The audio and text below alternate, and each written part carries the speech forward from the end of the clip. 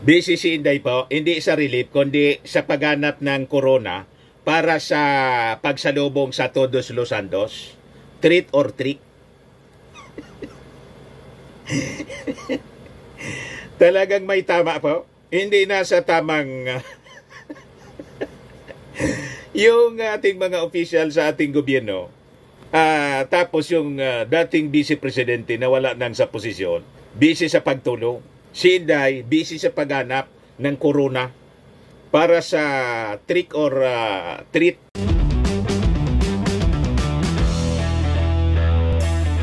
Ito naman po yung bago naming product na binibenta online.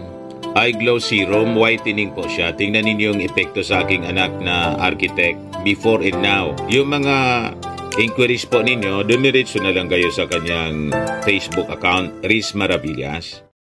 Balik na tayo mga kababayan sa ating regular na vlogging activity. At pag-usapan natin yung mga walang habas, walang tigil na paninira mga kababayan ng mga DDS sa gitna ng calamity. Wala sila pong walang pinipiling panahon, full of hatred and envy sa ating Pangulong Bongbong Marcos, sa ating administrasyon.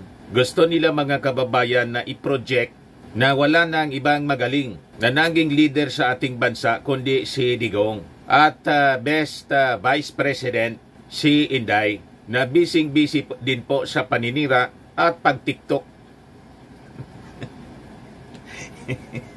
Yung mga kaalyado nila, wala man ginagawang pagtulong. Nakita ko nga po si Bato nag-post kasama si Digong. Kain-kain man lang anya pag may time. Nagawa pa nila mga kababayan na magpasarap, kumain sa restaurant habang lubog sa putik at baha yung ating mga kababayan. Mag-iikot naman sila niyan sa kampanya sa mga susunod na araw. Pag wala na pong calamity, magbibida-bida sila para mga kababayan hingin ang buto ng ating mga kababayan. Mabuti pa yung Tulfo Brothers po. Sumaklolo agad, kaya lang napuna mga kababayan si Erwin Tulfo ng ACT-CIS, congressman, and running for senator. Kasi yung tulong niya, pinadaan po sa angat buhay ni Leni Robredo. Imbes mga kababayan idirekta sa mga LGUs kasi taga-gobyerno siya. Ibinigay po sa pribadong foundation na wala man po sa gobyerno, kundi kumakandidato lang na makabalik sa posisyon sa gobyerno, not as Vice President, kundi Naga City Mayor. Binanatan po ni Kabataan Party List Representative Raul Manuel. Tama naman, may punto naman po. Dati si case mga kababayan of wrong judgment or oversight maybe. Di ba? Hindi nag-isip ng maayos si Erwin Tulfo.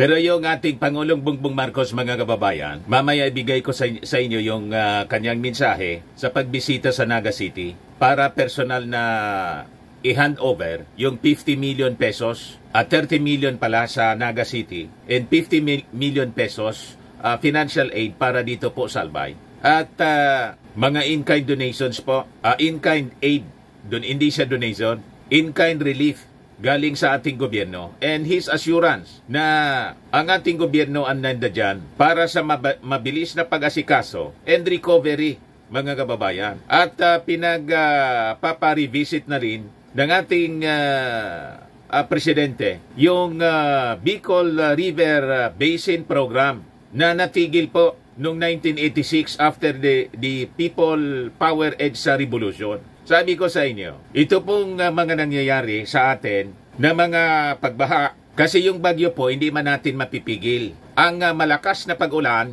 hindi man natin mapipigil. Ang global warming climate change, hindi man natin po siya mapipigil. Kaya nga po, ang dapat natin ginagawa, climate change adaptation. We have to adapt to the changing situation. Tama pa? Kaya lang yung mga past administrations, sabi nga natin, this is a product of decades of neglect.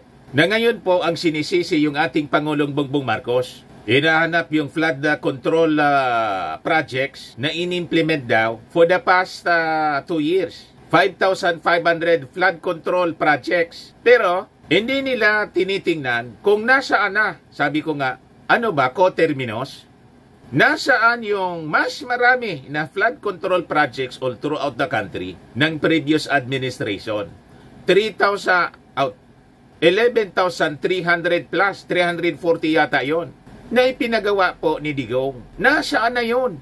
Tama po? In the previous administrations, mga kababayan, after Apolacay, si Cory, si Ramos, si Erap, si GMA, si Noynoy Aquino, then yung past administration ni Digong. Ano yung ginawa? Di ba may mga allocations din po sila? Billions of pesos in flood control. Bakit hindi nila naisip na magkaroon tayo ng National Master Plan para i-address po yung mga problemang ganito? Tapos yung mga DDS, ang tinuturo yung ating Pangulong Bongbong na 3 years pa lang po sa posisyon. Kaya sabi ng ating Pangulo, i-revisitan niya natin, ipinag-utos na niya po. Yun ang ating pag-usapan ngayon, mga kababayan. Yung paghanap ng solusyon sa mga problema na ating kinakaharap. Hindi yung kaguluhan po, panggugulo ng mga DDS. Hanap sila ng diferensya. Pero yung kanilang diferensya ng leadership ng kanilang leader, hindi po nila tinitingnan. Ganyan ang mga pag-ugali po nila. Mga dilawan at saka hybrid dilawan. Pero yung original dilawan, nakipagkasundo na nga po. At least mga kababayan, si Leni Robredo, in other dilawans, hindi na sila bumabatiko sa ating administrasyon. Kasi nakikita nila, maganda naman ang ginagawa po. Ang masama po yung previous administration. Yan ang katotohanan yan. But before we discuss all this, mga kababayan, click subscribe muna dito sa ating YouTube channel and hit the notification bell para lagi po kayong updated sa mga kaganapan dito sa ating bansa.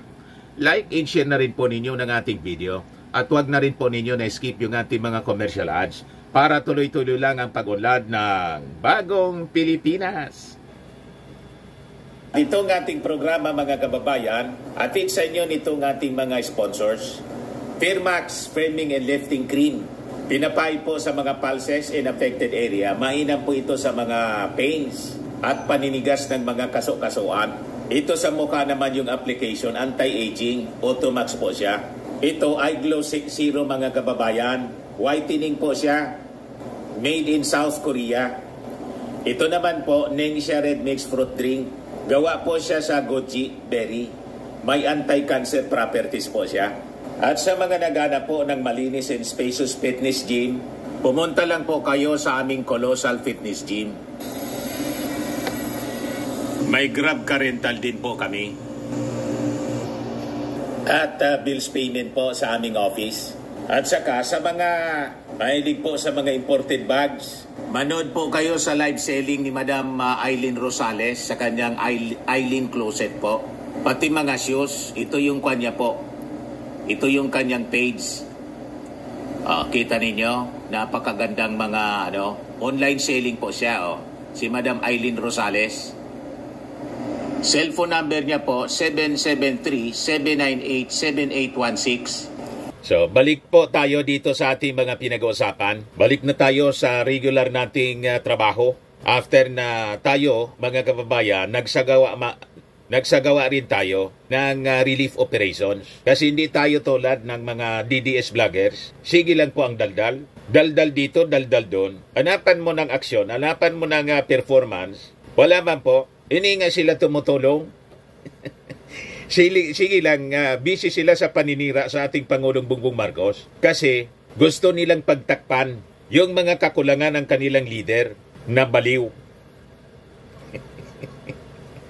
Sabi ko sa inyo, yung nangyayari sa atin po, produkto siya ng decades of neglect mula sa panahon ng mga dilawan hanggang sa panahon ng mga baliw.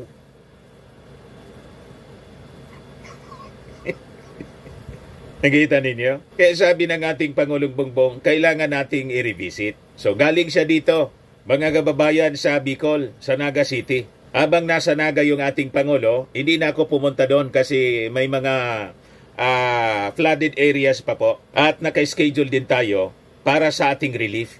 With our partner, AGO, Yung Kiwanis Club Mayon and Kiwanis Bitoon ng Albay. Kami po automatic, mabilis kaming gumalaw. So yan po, 26,000 pinamudmod niyang aking asawa sa 52 families or 500 pesos each sa relief operations ng Colossal Fitness Gym family in partnership po mga kababayan with Kiwanis Club Mayon Albay sa barangay Gumabaw, Uwas Albay na nasalanta ng baha dulot ng bagyong Christine. So pa-picture po kami for documentation po siya. Ito po, 26,000 siya, mga kababayan, pinamumudmod ni Mrs. Ito yung aking anak na architect, member ng Kiwanis, kaya yun ang naging partner namin sa Operation Tulong Bicol. Yung Kiwanis po, yung pinamigay po, mga galon, groceries, tsinelas, saka bigas, 5 kilos each. Yan po. So ito yung aming relief operations. Na-damage yung kanilang mga pananim na palay. So ngayon, nagbibilad sila ng palay sa gilid ng tinampo ng kalsada. So ito yung team namin, mga kababayan. Tingnan niyo ang paligid, maputik pa. Di kaya makuha yung... O ito na po. Ang mga Kiwanis po. Binababa na yung mga pangarga namin. Kiwanis Mayon. Yan po. Ayan po, mga kababayan. Yung anak ko. Tulong-tulong yung mga Kiwanis. So ilan ba kami? Ilang nasa 1, 2, 3, 4, 5, 6, 7, 8, 9, 10. 10 convoy kami po. 10 pong 10 convoy ng sasakyan, mga kababayan. So ito yung mga beneficiaries namin na bibigyan ng tulong dito.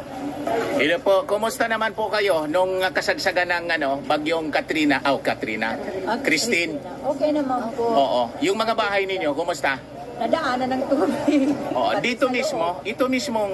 So nakita ninyo po, kasi pati yung Gumabaw, na baha kayo dito? kami po, resilient kami. Ilang kilometers ito galing sa galing sa... Kami po, kahit binabagyo, sanay na kami sa ganon, bagyo, baha, pagputok ng bulkan. Hindi po kami nasisiraan ng loob, resilient po kami. Yung iba, negative yung tingin nila. May commentary nga po sa dyaryo ngayon, stop niya romanticizing resiliency. Hindi naman namin po niro-romanticize yung resiliency. Pinapakita lang namin ang pagiging uragon. Pag sinabi pong uragon, mga Bicolano, uragon po, na despite po ng mga calamities, mga trials sa buhay namin, mabilis po kami mag-recover, bumangon. Hindi po kami nasisiraan ng loob. Walang nababaliw dito sa amin. Tulad ng isang nakikita natin na nabaliw na yata. Dahil lang sa investigation ng Congress na hindi maipaliwanag yung confidential funds. Tingnan ninyo si Dilima, isang Bicolana, mga kababayan, kinasuhan, nakulong. Yan ang totoong maisog, mga kababayan. Tumayo sa katotohanan o ngayon na pawalang sala, hindi po nabaliw. Magagaling po ang mga Bicolano. May mga rebels kami rito. Si Trillanes, naging rebuilding sundalo. Saka si Gringo Nasan, hindi man po na. Ganon ang resiliency ng mga Bicolano. Despite political pressures at ito, mga kababayan, panahon ng calamities, natural calamities, yan ka-resilient, ka-uragon po kami. Mga uragon kami. Bicolano, uragon. Sanay kami dyan. Galit po yung editorial ng isang dyaryo. Basahin ko po sa inyo. Yan po. Stop romanticizing resilience. Yan po sa Inquirer. Sabi diyan, stop romanticizing resilience. Resilience is not bad in itself, but only when there are established systems that prepare communities for disasters, prevent them from suffering huge losses, and help them restore and rebuild stronger for future extreme events. The government must take decisive action. and shift its disaster risk reduction and management policy from being reactive and hyper-focused on relief and rescue to one that is proactive in aim at mitigation. Hindi man po reactive yung yung Marcos administration. Responsive lang po.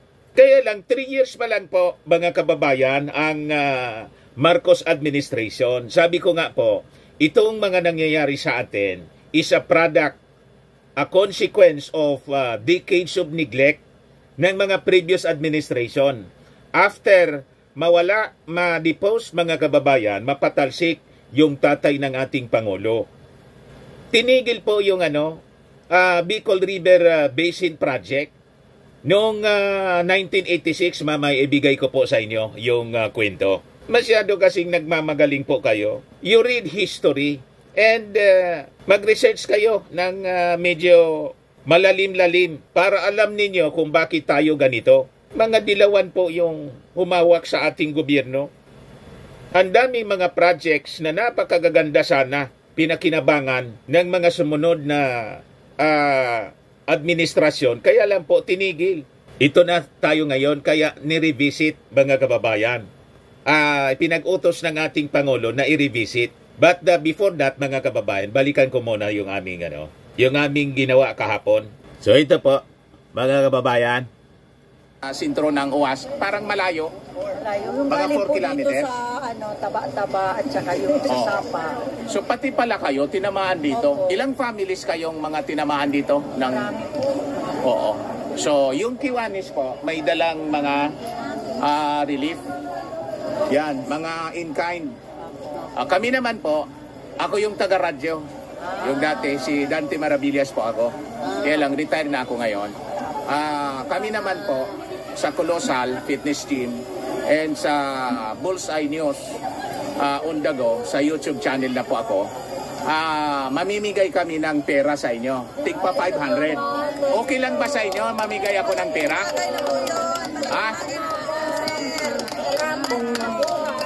Kung hindi kayo pumalakpak, baka hindi ko ituloy. Ayan. May pambili. Actually, ayan, yung nag-decide po na mamigay ng pera, yung misis ko, asa na yun? Yan po. Ayan po ang aking yung aking misis. Siya yung aking misis. Ayan. So, okay sa inyo. Ang purpose namin po na mamigay ng pera, para kasi alam naman namin na hindi lahat pagkain yung kailangan ninyo. Baka kailangan ninyong pambili ng diaper ni Lola. Maintenance nyo. Pambili ng gamot para sa maintenance. Pambili ng gamot. Ayan. So, yun ang rason. Yung iba siguro gatas. Hindi naman kasi lahat pagkain yung kailangan ninyo. Pamasahe siguro, papuntang MS. Ano pa? Ito ang aming MS. Napakasipag. Anong MS? MSWDO. MSW. Ano pangalan ninyo, ma'am? Hazel po. Kayo na-assign rito. MSWDO sa buong UAS.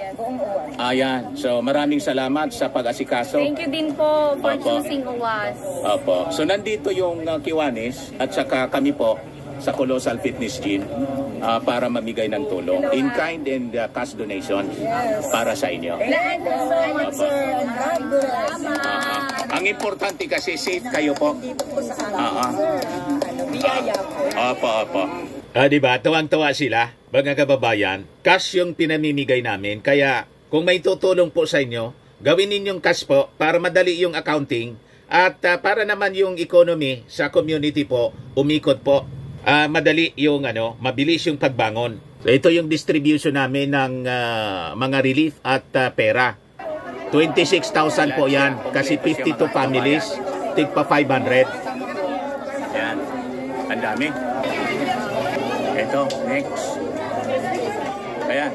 Yung 500 mo po, Mrs. Ay, friend, kain Yan. ka. 1, 2, 3. May picture po. Ay, copy. Yan. 1, 2, 3. Kamo ko lang natulo. 1, 2, 3. Ayan. Okay. Ayan.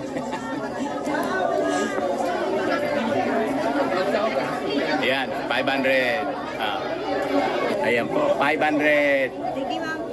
Ayan. Yun. Next, 500, Mrs. Huwag kalimutan yung 500. Yun. Mapera tong si ano?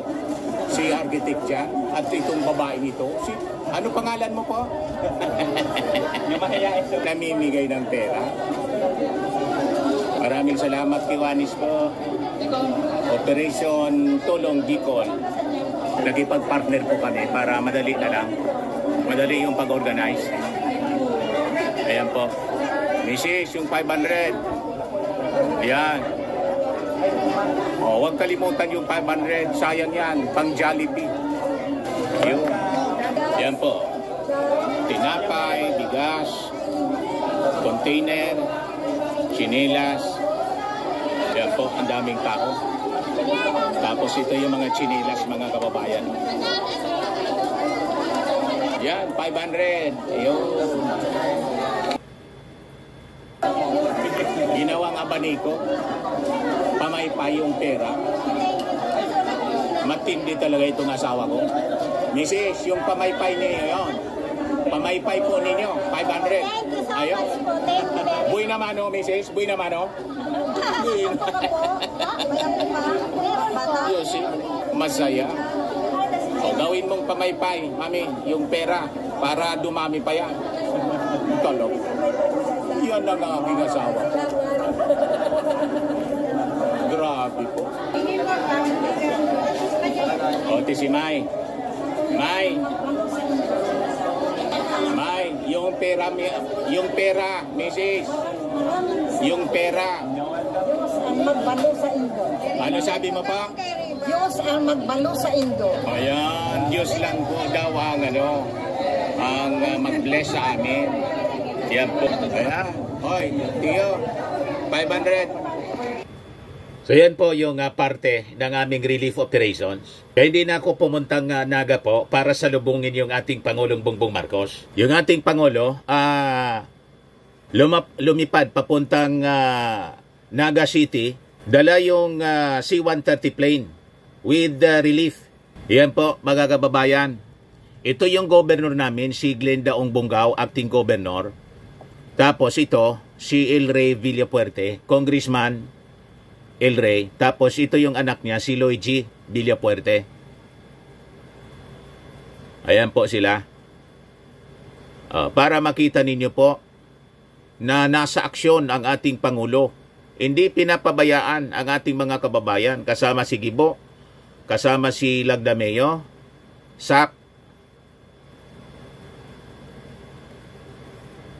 Ito yung pinadala sa akin na mga pictures ng Presidential Communications Office kahapon.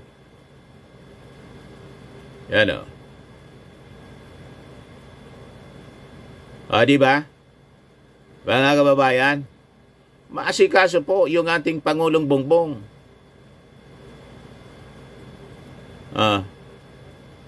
Hindi po siya tumitigil.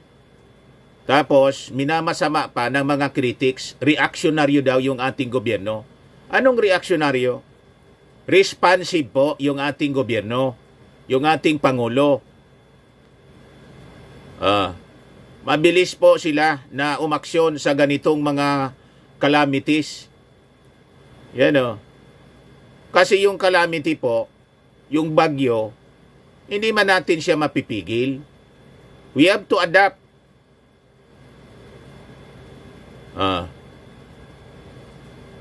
Tulong-tulong lahat, mga kababayan. Mga mahilig po magkritika, yun ang mga wala man pong naitulong. Tulad ng mga DDS, wala man silang naitulong. Sige lang po ang daldal, sige lang ang yaw-yaw, yaw-yaw dito, yaw-yaw doon.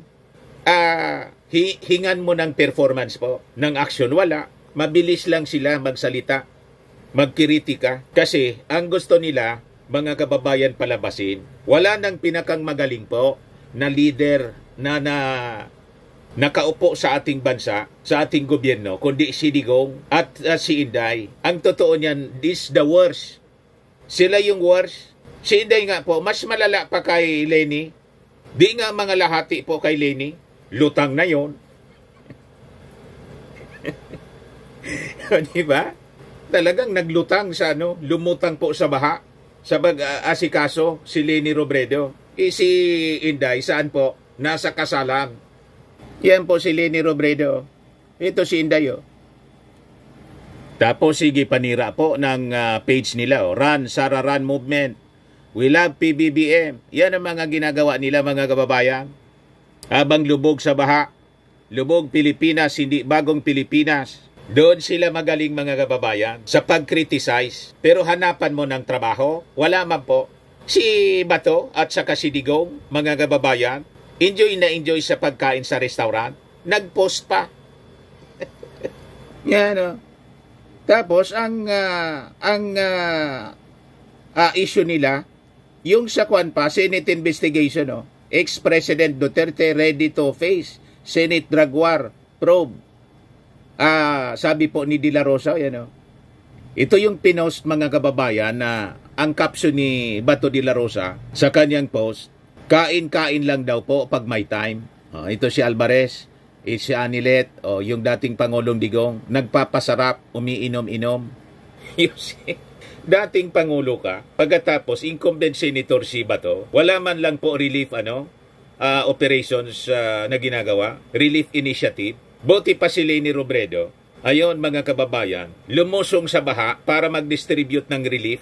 Pagkatapos itong mga senador na to, mga kababayan, mga sa susunod na mga araw, bibisita yan para sa mangampanya, humingi ng boto sa mga Bicolano at iba pang mga nasalanta. Pero sa pagtulong po, wala kang makita sa kanila. Ilan lang sa mga senador, si Tulfo, nakita natin si Tulfo, si Raffy Tulfo. The rest of the senators, sige lang po ang daldal. Ito si Tulfo. Tulfos donate 8 million worth of relief goods to Christine Hit Bicol. Yan, oh.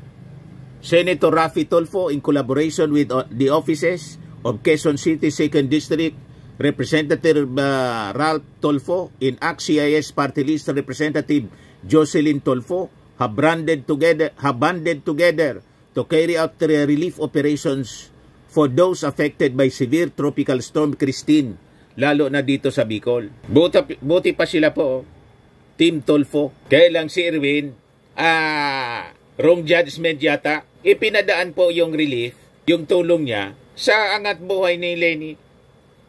Binanatan ngayon po ni Kabataan Party List Representative Raul Manuel. Ayan, oh. Ganito kapalpak at pabaya ang Marcos Jr. admin. Kabataan Party List Representative Raul Manuel questioned the Marcos administration's relief efforts following ACT-CIS Party List Representative Tulfo's donation of 500 sacks of rice to typhoon victims in Naga and to ex-BP Lenny Robredo's Angat Buhay Foundation. Nag-donate po ng 1 million worth ng relief. Sabi dito, mismong government official ay piniling magtiwala sa NGO care of BP Lenny kaysa lubos ipaubaya sa government agencies ang donations. Ganito kapalpak at pabaya ang Marcos Jr. admin. Magbayanihan pa rin tayo habang nananawagan ng relief at kompensasyon mula sa gobyerno para sa mga nasalanta. Alam mo naman itong yung mga Makabayan Black, katulad din ng mga DDS, walang nakikitang tama. Sa administrasyon po, anti-Marcos po sila. Anti-Marcos, anti-Duterte. Kasi ang magaling din sa kanila, sila lang.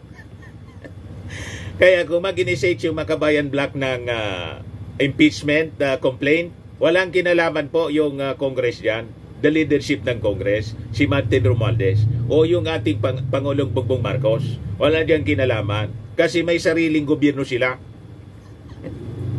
Nakikipag-alyansa lang sila, mga kababayan, ngayon kasi napapaboran sila. Parehas kasi yung ginagawa ngayon nasa congressional investigation. Kaya nakikisali sila. Ganyan yan, nakikisakay lang. Pero tingnan ninyo. Pero tama naman yung naging puna. I think this is, wrong judgment on the part, mga kababayan, ni Erwin Tulfo. Senatorial candidate ka ng administrasyon, alyansa ng bagong Pilipinas. Pagkatapos, nag-donate ka kay Angat Buhay. Bakit hindi mo pinadaan sa LGU? Si Leni Robredo, hindi pa naman nananalo. Kandidato pa lang. NGO siya ngayon. Pero, mas mabuti naman si Leni Robredo, mga kababayan, kaysa kay Inday, na si Inday, incumbent vice president, wala mang tulong na ginagawa. Di ba? Yung mga tulong ditong 3 sakong bigas. At yung mga pinopost nila, mga pictures ng mga past relief nila. Para hindi mapaya. Ganon sila katindi, mga kababayan, sa propaganda. Kasi sa panahon ng mga calamity, yung Karina po, lumipad si Inday papuntang Germany. Ngayon naman si Christine, nandun siya sa kasalan. Kay Mike Rama sa Cebu. At busy siya sa politika, mga kababayan. Yan sila. Nagpapasarap. Si Leni Robredo, nasa baha, busy sa relief operation. Kaya sabi po ni Benji Contreras, isang Marcos loyalist, istoryahe Inday, Siminit. Ito si Inday, mga kababayan, ang pinagagawa. Ano bang ginawa niyo doon pala? Bakit kasi butterfly ang hinahanap sa Baklaran? Kung sa Davao yun, hindi ako papansinin. Diba? Kung sa Davao yun, sa Davao ginagawa ko yun. Hindi na ako pinapansin ng mga Davaoenyo. Kasi normal sa kanila yung bakit ako umabot sa Baklaran. Kasi diba nag-trick or treat ako.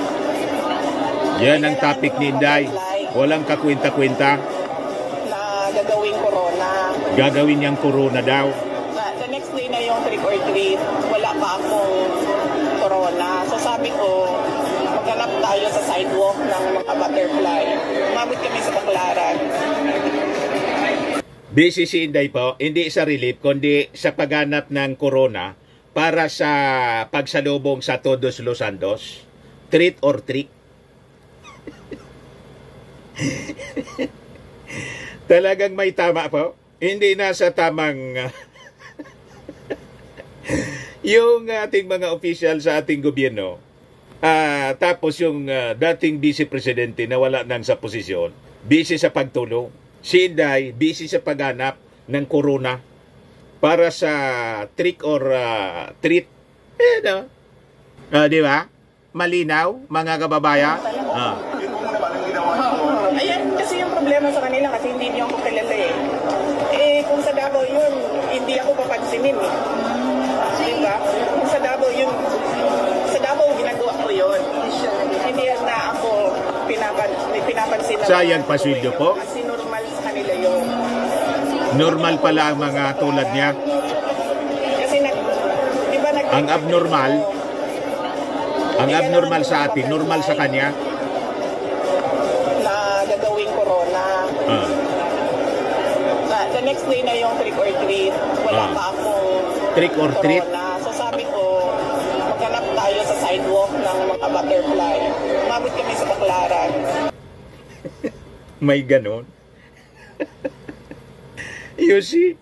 So ito, mga kababayan, yung ating Pangulo na matino. Marcos Eyes Revisiting Bicol River Basin Development Project. Yan ang magaling na leader po. Walang tama sa utak. Hindi baliw. Hirap pag nakapili tayo ng baliw po. So tama yung kanyang sinabi dito. Sabi diyan, after the onslaught of severe tropical storm Christine, President Marcos said that the Bicol River Basin, kahapon ito, development project needs to be revisited to know and resolve the flooding in the region. Speaking in the situational briefing in Naga City, Marcos said that the floodwaters in the Bicol region are taking too long to subside, different from the situation in Batangas in Cavite when he visited these places on Friday. Sa Cavite, mga kababayan, at Batangas, mabilis yung pag-recede ng tubig, pag-subside. Dito hanggang ngayon po, may mga municipalities na lubog pa po. Kasi nga po, yung project na Bicol River Development Project, tinigil noong 1986. Kita ninyo?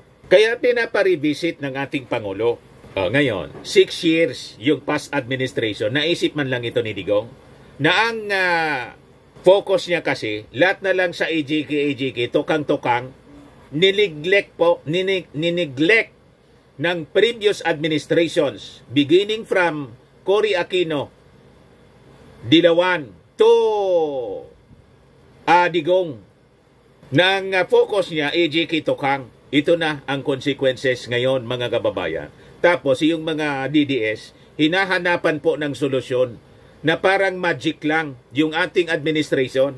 Laging bukang bibig nila yung 5,500 na flood control projects all throughout the country. Pero, oblivious sila, mga kababayan, doon sa 11,340 na flood control projects ng past administration ni Digong. Ibig sabihin, sobra kadoble po. Nasaan na yon? Di ba? Natunaw na ba yon? O coterminous ba yon? Nasira na ba yon, mga kababayan? Ituro kayo ng turo. Mas maraming daliri ang nakaturo sa inyo. Di ba pag ganyan, nakaturo, turo ka niya ng turo, tingnan mo yan daliri mo, 3 daliri, nakaturo sa'yo. Yun ang kalagayan ng mga DDS, mga kababayan. Hanap sila ng diferensya. Yung diferensya nila sa utak, hindi nila nakikita. Sila yung may diferensya po sa utak. Basta lang po makapanira. O sabi dito, in Batangas, in Cavite, the floodwater immediately subsided, sabi ng ating Pangulo. Here, the floodwater did not subside. But that's the proverbial problem of the Bicol River Basin. That's why we need to think of what we are going to do in the long term because you cannot expect any changes. Sabi ng ating Pangulo. Yan po ang magaling na leader, visionary po. Yung iniisip hindi palliative remedy, kundi long term. Ganon din sa Central Luzon. Mga big projects. At dapat po, ang planning hindi provincial or city, kundi by region po. Ang master plan, dapat national master plan. Simula pa noon, mga kababayan, nang tumik-over yung mga Dilawan hanggang kay Digong, walang master plan. Tapos, biniblame nila yung ating Pangulong Bongbong. Bakit wala kang master plan? 2 years pa lang, 2 to 3 years pa lang na nakaupo yung ating Pangulo, inihinga ninyo ng solusyon, ng master plan. What about sa mga previous administration? Naisip ba ninyo? Di ba hindi? Yung ating Pangulo nakaisip ngayon. You see? Tapos batikos kayo ng batikos. Sabi dito sa balita, Marcos denoted that he found out about the Bicol River Basin Development Program, a U.S. Agency for International Development Project in the early 1970s, panahon ng kanyang tatay. Despite some challenges it seems that it was a big help. However, it was not finished, hindi na tinapos. In 1986, when the government changed, the project was gone. He added in Filipino. Parang yung problema natin po sa mataas na rate ng kuryente. Bakit ito nangyari po? Hindi na ipinagpatuloy, pinabulok ng Cory administration yung Bataan Nuclear Power Plant. Ngayon, nagbabalik tayo sa nuclear. It is now on the table na ang energy crisis natin, energy problem natin, ang solusyon po, we go nuclear energy. Kita ninyo po? Kasi siniraan po ng mga militants, ng mga anti-Marcos movements. Ayaw nila sa nuclear. You see? Pero other countries, US, Japan, South Korea, mga kababayan, and European countries, lahat nuclear energy yung ginagamit nila. Tinakot tayong tinakot. You see? Para po, ayaw nilang magtagumpay. na ang gobyerno po Marcos, kasi pag nagtagumpay yung Marcos po, hindi na sila makakaupo.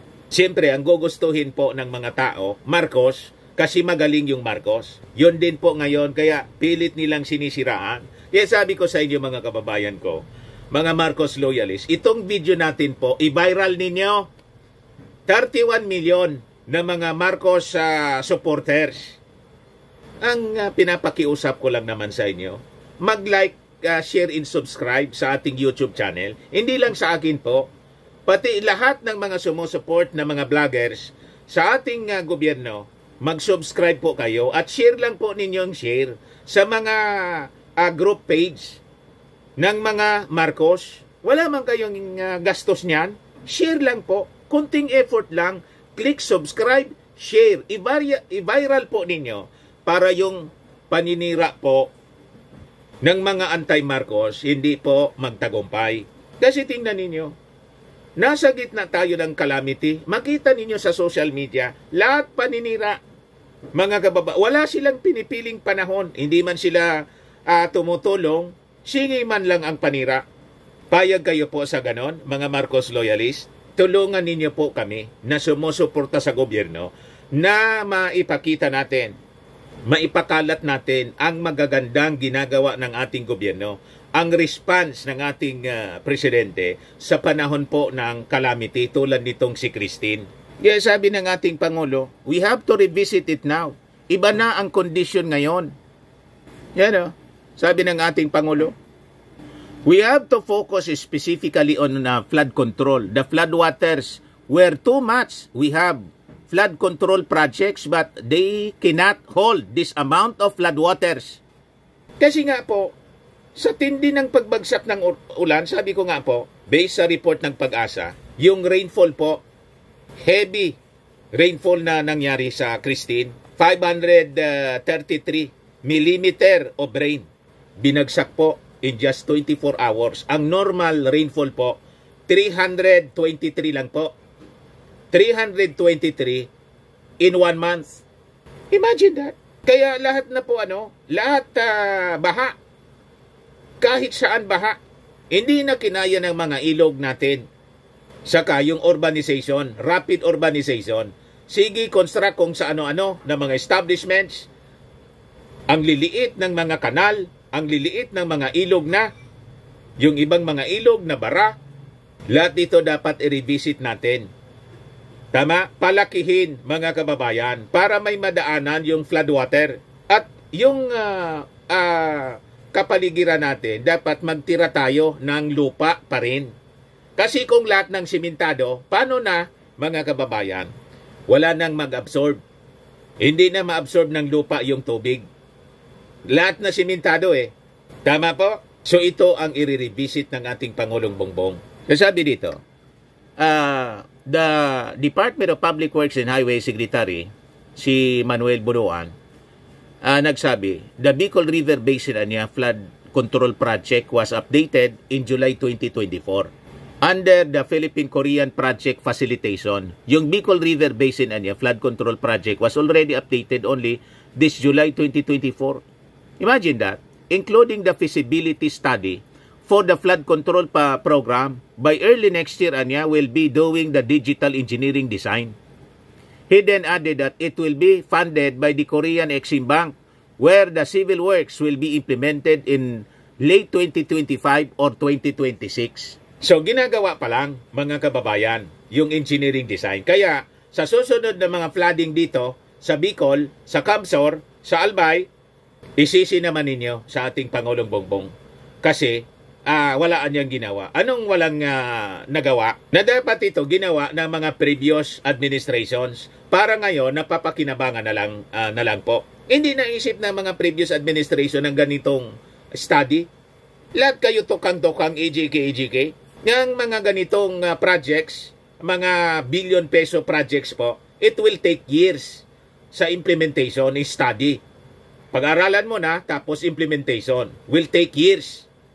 3 years pa lang yung ating Pangulo. Naintindihan na ninyo mga DDS na mahina ang ulo. Mga moron. May mga tama sa ulo. Pakinggan natin yung ating Pangulo. Yan po, courtesy ng Manila Bulletin at RTVM.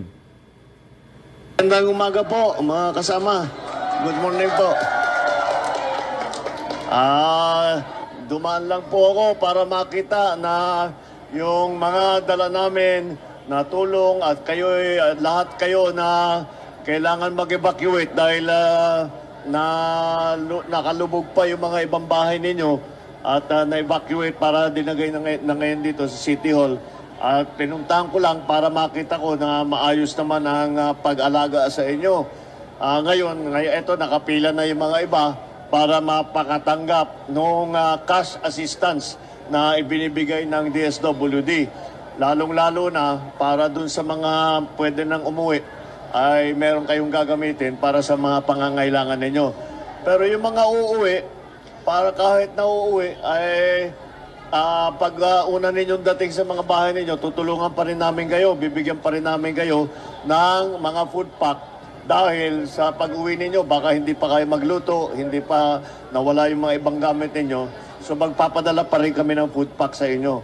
Kaya mabigat itong nangyari sa inyo at napakalaki ng tubig na dumaan. At ang mahirap kasi, yung baha na galing kami sa Buli, hindi gumagalaw talaga yung tubig eh.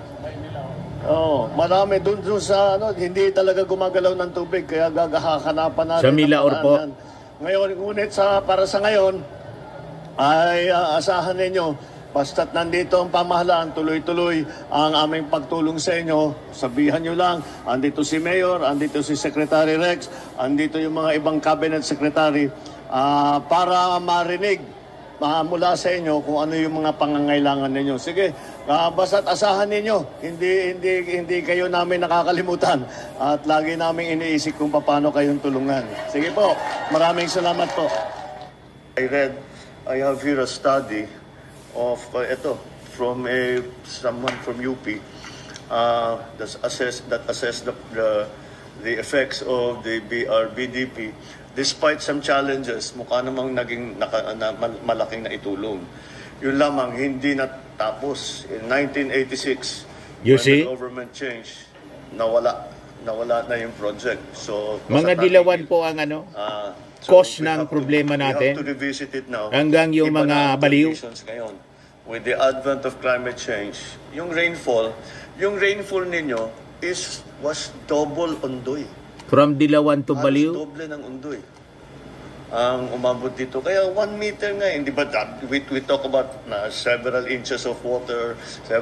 Dito 1 meter 1 meter of water was deposited in the region altogether, sa buong region, more or less. So we have to alam ko may studying ginagawa ang Public Works tungkol dito. Yes, Mr. President. Under the Philippine-Korean project facilitation project, yung Bicol River Basin flood control project was already updated only this July, in July 2024. Okay. Now, including the feasibility study for the flood control program, Mr. President. So by early next year, we'll be doing the detailed engineering design of the difference between the original development project for the Bicol River Basin was yun, hindi lang flood control. Flood control was only one aspect. Marami yun, may farm-to-market road, maraming na sinama doon sa malaking project. It was really to support because depressed area, yung mga depressed areas here in Region 5. Now, we have to focus specifically on flood control. The others, marami naman tayong mga plano for the rest of it. But we have to focus now on flood control because flood control, kaya nga, sobra na yung tubig eh. Hindi na talaga kaya. Kahit na, may flood control naman tayo eh. Pero hindi kaya yung ganito kadaming tubig. Yes, yan po ang rason. Kasi never naman, ang daming walang forecast na ganito eh. Tubig na dala yung Christine. This is all new. So we have to come up with also new solutions. O, naintindihan na ninyo, mga moron. Mga DDS vloggers na moron, naintindihan na ninyo. Siyempre hindi. Dahil mga moron nga kayo. Ang alam lang ng administrasyon ninyo, AGK, tukang-tukang, AGK. So this is a neglect, a product of neglect ng mga decades of neglect ng previous administrations po. Pagkatapos, ituturo ninyo yung ating Pangulong Bongbong na napakasipag at napakatalino. Ang mga ganitong project po will take years para matapos. Una, yung project study. So, kita ninyo, nagsimula nung panahon ni Cory Aquino, tinigil. Parang yung problema natin sa kuryente, nuclear power na sana tayo. Itinigil po yung Bataan Nuclear Power Plant. O ito na tayo ngayon, malang kuryente. Yung Bicol River Basin po, tinigil 1986 nang magbago yung administrasyon. Ang daming projects na magaganda po na tinigil ng Aquino administration. Kasi nga po, ang sabi nila, ang maaalala yung Marcos. You see? So that is very selfish, mga kababayan. So ito po yung Bicol River Basin po. May Bicol River Development Project dito na tinigil mga kababayang ng Cory administration. Ayan po. May project dyan mga kababayan. Kaya sabi dito, Marcos wants to revisit Bicol River Basin Project. Ayan po. Dito siya. Ito siya. Oh. Kaya baha po mga kababayan. At napakatagal mag-subside. Siyempre, nagkaroon tayo ng rapid urbanization. Walang magandang planning na ginawa po sa rapid urbanization yung mga LGUs at yung national government, yung previous administration. Hindi po nila naisip. Lahat kasi politika tukang-tukang at build lang po na hindi pinag-isipan. Kaya ang dapat nga po na magpaliwanag kung ano yung nangyari sa mga flood control projects na napakarami. Yung previous administration kasi 11,340. Ang dapat magpaliwanag po si Mark Villar, yung dating DPWH secretary po ni Digong. Nasaan na yung flood control na sobra pa kadoble ng flood control project ng ating administrasyon? Turo kayo ng turo. Yan po, para magka-ideya po kayo. Bicol River po siya. May project dito, yung UNDP, USAID pala, panahon ng dating Pangulong Ferdinand Idralin Marcos. Yan ang location niya, mga kababayan. Yan o. Mga moron na mga DDS. Konting research naman po. Hindi yung banat lang kayo ng banat. Walang kalaman-laman. Ayan tuloy. Backfire sa inyong lahat yung inyong mga pinagdadaldal. At tingnan ninyo ang ginagawa ng leader ninyo. Sa panahon ng calamity. Busy sa paghanap ng corona. Para sa treat or trick daw nila. Trick or treat sa todo Los Santos sa Halloween. Ayan lang po mga kababayan. Sa mga naghanap ng malinis and spacious fitness gym, pumunta lang po kayo sa aming Colossal Fitness Gym. We also offer Grab Car Rental with our brand new 2023 model ng Toyota Innova. We also accept booking for those who are planning to travel via PAL, Cebu Pacific, and other airline companies, local and international, and bills payment for Meralco Bills, PLDT, Aleco Bills, etc. Ang Colossal Fitness Gym is located at 3rd floor Security Bank Building, Landco Business Park, Legazpi City, Albay. For inquiries, look for Chilon Maravillas. Contact number 0966-802-0949. Yan yung aming Innova. Lagi na pong matao sa amin. Pati mga foreigners po, tingnan ninyo. Mga British tourists sila. Ang lalaki ng katawan na, mga kababayan, nag-gym sa amin. Ito naman po, Indian National. Ito mga mga European sila. Ito naman yung bago naming product na binibenta online, iGlow Serum. Whitening po siya galing sa South Korea. Tingnan ninyo yung epekto sa aking anak na architect entrepreneur, Riz Maravillas. For inquiries, look for Riz Maravillas on FB. Ito naman po, Firmax Framing and Lifting Cream. Pinapahid po ito sa mga pulses and affected area. Mainam po ito sa mga pains at paninigas na mga kaso-kasuan. Ito po, Automax Regen Serum. Sa mukha naman yung application. Anti-aging po siya. You will look 10 years younger than your age. Sa mga cancer patients naman po, baka lang gusto ninyo itong itry. Nengxia Red Mix Fruit Drink. Hindi man po siya gamot, food supplement siya. Kaya lang, gawa siya mga kababayan sa goji berry. Yung goji berry may anti-cancer properties. Yung mga inquiries ninyo, dumiretso na lang kayo sa aming messenger sa Facebook para masagot namin agad. Ayos po. Ako po si Dante Maravillas. Bye-bye. God bless.